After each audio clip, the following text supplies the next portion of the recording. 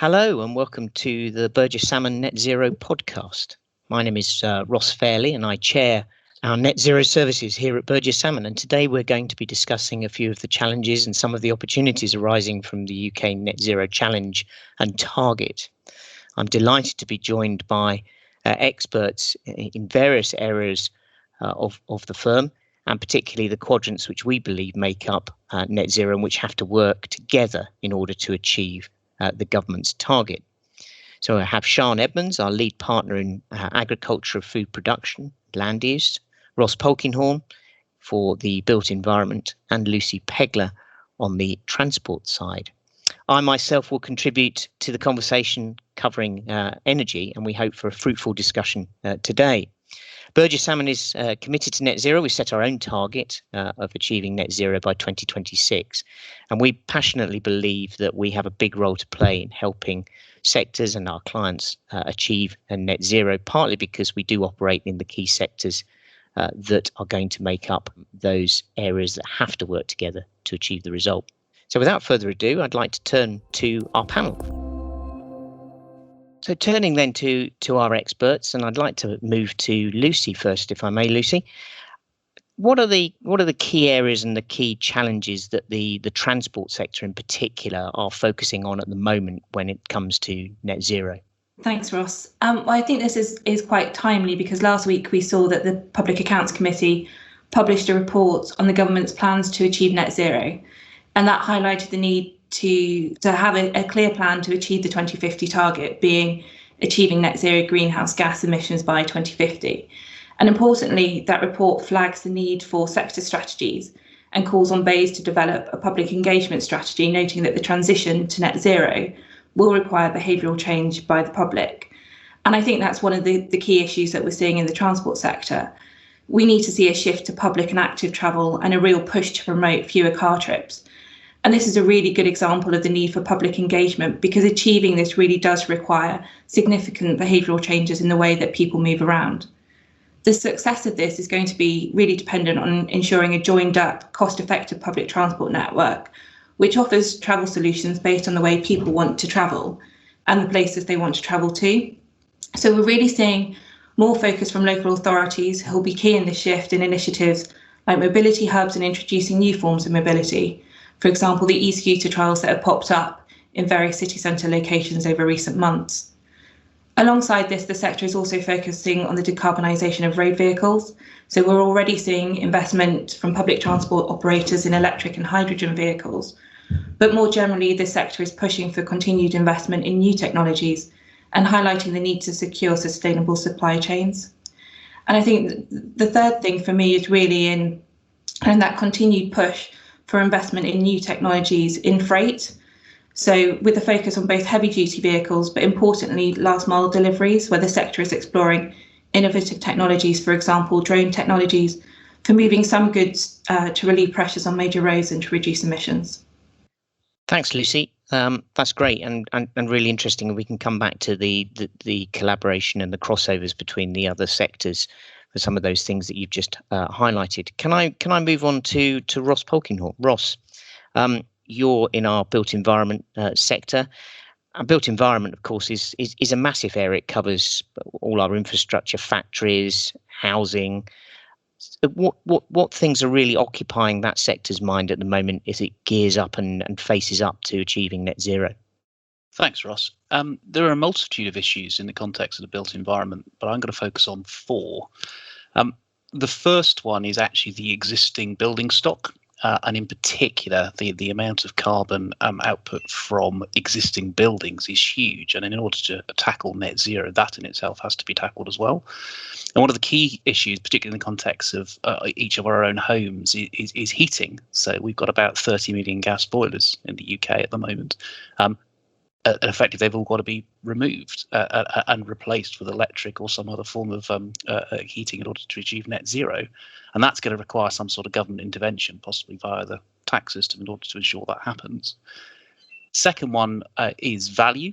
at the moment, the cost of achieving carbon reduction is not reflected in the values that have achieved on sale in all sectors. And that's really about changing mindsets from the top bottom to ensure that ESG in particular is embedded into the building life cycle and how buildings are built, let and sold and occupied. The third issue is data. How do you measure carbon, particularly in the construction of a building? How do you ensure that a building is carbon friendly? In some sectors in particular, for example, offices, some investors are prepared to pay a premium, and occupiers expect this for a whole hope of social or well-being issues. And it really is difficult to measure. And finally, just picking up on a point that Lucy mentioned earlier, which is power, particularly in the context of industrial, with new fleet procurements moving to electric vehicles. There's a real need to ensure that there's grid connectivity at a number of industrial developments in order to ensure that the drones and freight of the future can be powered, and there are grid constraint issues with that. Thanks very much, Ross. Really, really interesting. And again, we'll come back to the codependencies on that, and I might pick some of that up in what I'm saying about energy in a moment. But first, I'd just like to turn to Sian, if I may. Sian, on the land use and the food production side, what's the sector saying? Well, the big thing we're starting to hear more about is new forms of land use to achieve net zero. Of course, renewable energy has been an opportunity for landowners for some time, but there's no doubt that the use of land for greener energy production is a continued area for growth. On top of that, though, we now have some other issues which do involve a bit of a mindset change, but really do provide opportunities for landowners. So we're starting to see land being heralded as a means of carbon capture via initiatives such as tree planting and soil management. The new Environmental Land Management Scheme, or ELMS, which has been introduced to replace the old Common Agricultural Policy subsidy regime, is destined to provide around £2.4 million per year in subsidies for the provision of public goods. And that's going to include issues such as carbon capture initiatives and increasing diversity and biodiversity. We're still waiting to hear the real detail on that, and the regime isn't going to be fully implemented until 2028. But there's a lot of consultation going on around not only what sort of initiatives will be set up, but also how their success can be measured and recorded. Then on the food production side of things, we're waiting to hear what part 2 of the National Food Strategy says. That's due out later this year. It's looking at a blueprint for a joined up UK food system, which is designed to no longer make us or our planet sick.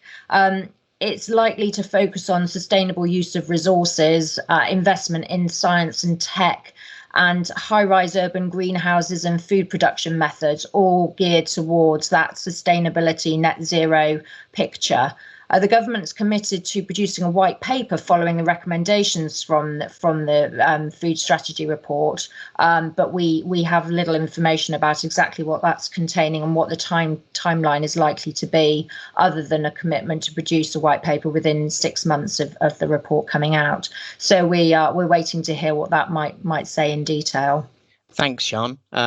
Really interesting. I think the change in dietary requirements as well is just going to have huge implications across the piece, also for the infrastructure that supports those new dietary requirements as well. So we mustn't forget that. Well, just before we come on to some of the areas where there's crossover between the various sectors that we've just been talking about, I suppose I ought to pick up the energy baton and the decarbonised energy baton and run with that. I think the energy sector in particular has obviously faced up to decarbonisation over the last couple of decades, and with a huge degree of success on the electricity side, to be fair, with the development of renewable energy, wind and solar and other forms of generation.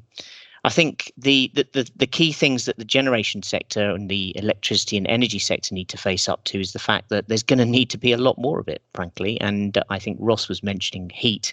Heat is a huge issue for energy and has not really been tackled thus far. And I think everyone's attention is moving to that. The challenge we all face with heat and energy faces with heat is that different forms of heat, different specs of heat are needed for different purposes, and it's not easy. Ross mentioned the interactions there and the retrofit of heat, but if you look at it on an industrial scale as well, it's not an easy thing to get to grips with. But to get to grips with it, we have to do. I think the other thing that's occupying people's mind in the energy sector is the fact that we are just going to need more of it. Everyone talks about electrification being the answer to everything, and that means a massive deployment of additional renewables. So we've already gone through a renewable energy boom in the UK, but we're going to have to go through another one. And in some are predicting that, frankly, we're going to need every piece of energy and every technology that we can get our hands on. That leads you then on to talking about and thinking about what the opportunities for the UK economy are in terms of jobs and input and technology that we can sell to other countries, and that's indeed focusing the minds of government at the moment. It's no doubt that there is going to be no doubt that some of this electricity and generation and energy is going to be intermittent, and that leads us down a path of having greater flexibility to compensate for that when the wind is not blowing and the sun's not shining. And then I think the last point that has occupied everyone's mind for quite some time now, as we've moved towards decarbonised energy, is what do we need to do for the infrastructure, the grid infrastructure to get electricity, the infrastructure to get the replacement for natural gas into houses, all of that infrastructure. Is it fit for purpose? What investment's needed into it, and how are we going to approach that? So those are the big macro issues affecting the energy sector. As I say, the electricity industry's had a good head start, possibly compared with other sectors that we've talked about today, but there's a lot of work to do. Okay, so I think it would be useful now just to go around the room, if we can call it that, and just ask you to highlight from your particular areas some of the interdependencies that you see between your area and sector and quadrant, if you like, and the others. So I'd like to go back to Lucy, if I may, on the transport side. What are the key interdependencies that you're seeing, Lucy? Well, I think for me, there are two that really stand out, and they're actually really closely related. So the first one is something I mentioned earlier, which is around sustainable supply chains. And I think this is an issue not just for the transport sector, but for all sectors across net zero, where we are going to be relying on a small number of participants in the same supply chain. So I think energy is a really obvious example where the transport sector is likely to put a huge demand on the energy sector, but so are all of the other sectors that we've spoken about. So it's how do you build that resilience in that supply chain to ensure that it can meet the demands that are going to be placed on it for meeting the 2050 target. The other thing for me is ensuring access to data to enable strategic decisions to be made that are informed by relevant, accurate, and importantly, up-to-date data from the other sectors. And that's really going to inform how we move forward with the planning for the transport sector, but also for other sectors that are impacted by this. Thanks, Lucy. Ross, what would you say? Again, I'll probably look at three actually. So what are the key ones in the context of built environment is energy and energy resilience. Obviously, all buildings need power, or most buildings need heat, and the requirements in relation to energy and energy resilience are different in the context of asset classes. So Ross has already mentioned heat, as I mentioned before, particularly in the context of homes, is a huge challenge in terms of the sheer number of gas boilers already in existence. And power, as Lucy mentioned earlier, in order to procure, so in order to power our electric fleet, there's going to need to be new power and energy supply into logistics and warehousing and distribution facilities. A link to that, I suppose, is transport. The built environment is integrated completely with our transport network. Whether that's in the context of logistics, whether it's freight, drones, or trains. For example, railway stations, hydrogen trains. The impact that these new forms of technology and as transport becomes more of a service, effectively will have a huge impact on what the built environment looks like going forward. And finally, but just picking up on land use, as Sian said, land use itself is key in unlocking net zero. I mean, put simply, the built environment is built on land. I mean, it's absolutely integral in terms of how they interact with each other. And in particular, one thing we mustn't forget is biodiversity and net gain when it comes to land use. And the move to biodiversity compensation in particular is a really interesting challenge. And for all those involved in owning, building, occupying, developing and repurposing the built environment going forward, all three of those core sort of sectors are absolutely fundamental to how the built environment achieves its goal of net zero. Great, thank you. Sian, what's your views on this? Well, food production in a sustainable but also a resilient way with the use of energy and other resources is a really big issue and continues to be one that we're all going to be grappling with going forwards. We're certainly going to see, and indeed at Burges Salmon, we're working on vertical farming initiatives and other forms of innovative, sustainable, urban-based food production systems. And of course, there's a big interplay there with the built environment. Use of energy and resources right through the food supply chain, from primary production through to food manufacturing, is crucial, and the transport systems involved in all of that really play into the net zero picture. How do food producers go about making their transport systems net zero, also their manufacturing processes and their buildings? All of this there's a real interplay between these various areas. And of course, as we've mentioned before, and as has already been touched on, there are a lot of net zero initiatives which are going to require land at their very core. So the land sector is really eyeing up the opportunities that net zero can bring. Thanks, Sian. I suppose from the energy side, I mean, it's quite interesting to listen to you all, because all of you have mentioned energy, and of course energy has a huge role to play in all of these areas, and there is the challenge for us in one shape or form. I would tend to agree with Ross in terms of the energy resilience, because I think that's going to be huge interdependency amongst all of the sectors, and particularly I think where energy is going to be generated and produced and where it's going to be sited. And how that's going to work with all of the sectors. I couldn't agree more with Sian, and I think Ross also mentioned it, that let's not forget, when we talk about energy, you have to build projects somewhere, and building projects somewhere requires land. And where is that land going to be, and where are they going to be situated? And I think the other key macro issue which cuts across all of these is how are we going to get the energy to the users? Because there is a tendency sometimes to talk about energy generation in whatever form and talk about it as a sort of isolated, we need to generate this, but the reality is we need to get it to the users, and we also need a demand for the energy that's produced. So what's going to happen about that? How are we going to get it to the people? What are they going to use it for? I think is an interesting one going forward, and will involve interactions with all of these sectors, I think.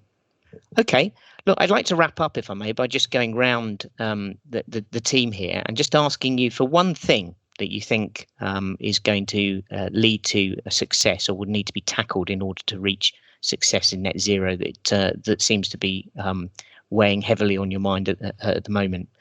Maybe if I can go to Lucy. Thanks, Ross. I think for me, and hearing what you've all said in terms of the interdependencies between the sectors and the need for decisions to be made and that decision making to develop over the next months and years. One of the key things for me then is really data, and ensuring that we've got a really well-resourced kind of data sharing pool across the sectors. That's going to be absolutely key to creating efficiencies and ultimately achieving net zero.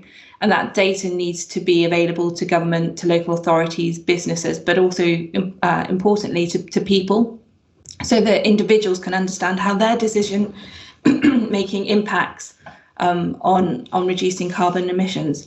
And for me, one of the key challenges here is really around data sharing. And that is something that I think really needs to be unlocked to ensure that flow of accurate and reliable data across sectors so that people can start using it to ensure that those informed decisions are being taken, and that strategic planning is really able to progress. Thanks, Lucy. How about you, Ross?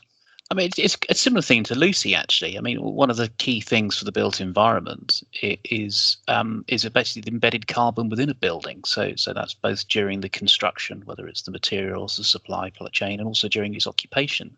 And I know this is something that the UK Green Building Council are looking at in its route to net zero as a sector for the built environment. But there is evidence out there at the moment that people will pay a premium, particularly in some sectors like offices, for carbon-friendly buildings. But effectively at the moment, it's really, really difficult to measure. Data everywhere. Data is going to be needed. Sian? For me, I think the issue is going to be around making sure that there's a collaborative and joined up approach across government departments as far as the food supply sector is concerned. At the moment, the sort of rural land use side of things sits under DEFRA's remit, whilst further down the food supply chain, you have BEIS responsible for the various issues that affect food manufacturing businesses. And I think ensuring that there's a joined up approach between those government departments so that we get across the supply chain a sustainable and collaborative approach to how we go about achieving net zero is going to be crucial. Thanks, Sian. I couldn't agree more in terms of collaboration, and I'd probably go even wider than that. I think there needs to be collaboration across, as we've talked about, all of these sectors and government at the highest level to achieve this, because there's a real danger that if initiatives are focused in one particular area or sector, they may not actually fit with what everyone else is trying to achieve elsewhere. So we really need to watch that and be careful of that. I suppose my point that I'd like to make is really around mobilising local government and the regions. I think if we're going to deliver net zero successfully, we have to have the regions brought into it and mobilise them. They're the ones that will be delivering it on the ground in their particular areas. It does focus again on collaboration between regions, obviously, but I think we really do need to mobilise them, use them to best effect, and find a way of doing that successfully. I think I'd probably also like to say that we've talked a lot about the challenges here, and there's some big challenges here, but it's also a fantastic opportunity to decarbonise for our population, for our generations to come, but also if you look at what the government's doing and calling upon in terms of the green recovery, there is a fantastic opportunity if we can get this right to produce new industries, to develop new skills, to boost employment. And I think we should focus on that and be really positive about the results that net zero can achieve if done properly. Look, I'd like to thank you all for contributing today, and I'd like to thank you all out there for listening to the Burges Salmon podcast. Thank you to Lucy, Sian, and Ross for your great contributions to this podcast. This year is going to be very busy, I think, in terms of net zero and setting the agenda. And of course, we have COP26 coming up, which is no doubt going to lead to a raft of announcements from UK government as well.